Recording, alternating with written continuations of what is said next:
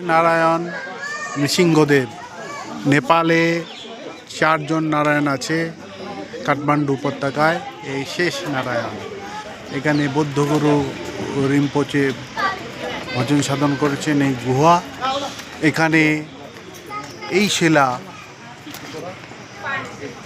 গোস্তনের মতন শিলা, ওখান থেকে জল পড়ে নৃসিংহদেবের ওপরে।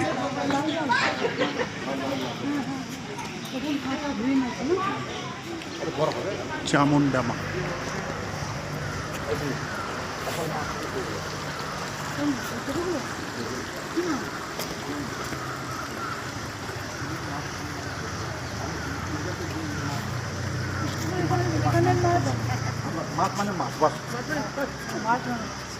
কালবাউস, কালবাউস, কালবাউস।